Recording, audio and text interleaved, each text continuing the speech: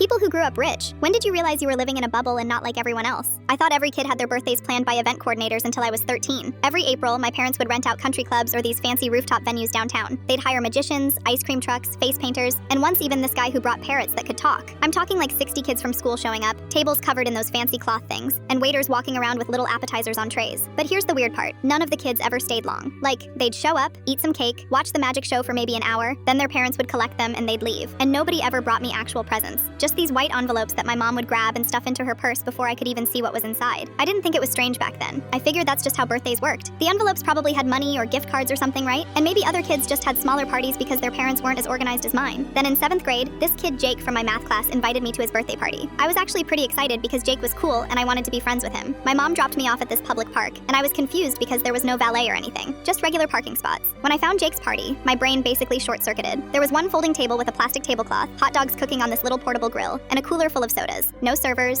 no fancy decorations, just balloons tied to the table legs. And get this, there was one soccer ball. That was it for entertainment. But all the kids were laughing their heads off. They were playing tag, kicking the soccer ball around, and having these intense conversations about video games and TV shows. Everyone had wrapped presents, actual gifts in colorful paper with ribbons and stuff. Jake opened each one and got genuinely excited about things like Pokemon cards and a new skateboard. The party lasted 4 hours. 4 hours, and nobody wanted to leave. Parents had to literally drag their kids away because it was getting dark. I kept waiting for the real entertainment to start, but this was it. And somehow, it was the most fun I'd ever had at a birthday party. When my mom picked me up, I was buzzing with energy. I couldn't stop talking about how different it was, how the kids actually seemed to like being there. That's when I asked her something that had been bugging me. Mom, how come nobody ever gives me real presents at my parties? Just those envelope things? She looked at me in the rearview mirror like I'd asked her why the sky was blue. Honey, you don't need toys. You have everything already. Those envelopes have checks for your college fund. But Jake got a skateboard and he looked so happy. Oliver, your father spent $8,000 on your last party. Do you think Jake's parents spent $8,000? That's when it hit me. Like, really hit me. My parties weren't actually for me. They were these weird networking events where my dad's business partners brought their kids and wrote checks to stay on his good side. The kids left early because they were bored out of their minds by the fancy stuff. They wanted to run around and be stupid, not watch some guy make balloon animals while wearing a tuxedo. I started paying attention to other things after that, like how when kids talked about weekend plans, they mentioned going to the movies or the mall. When I talked about weekend plans, it was always some charity gala or dinner party with my parents' friends. Other kids complained about chores and allowances. I had never done a chore in my life because we had housekeepers, and I got money whenever I asked for it. The worst part was realizing that all those kids at my expensive parties probably thought I was some spoiled rich kid who didn't appreciate anything, which, honestly, I kind of was. I had never even thought about how much things cost or where money came from. It just appeared when I needed it. When I turned 14, I asked my parents if I could have a small party, just like 10 friends, pizza, and maybe we could go bowling or something. My mom looked horrified. Bowling? Oliver, what would people think? What people? It's my birthday. Your father's colleagues, the other parents. We have a reputation to maintain. So I got another fancy party with another rented venue and another pile of envelopes from people I barely knew. But this time I actually watched the other kids' faces. They looked as bored as I felt.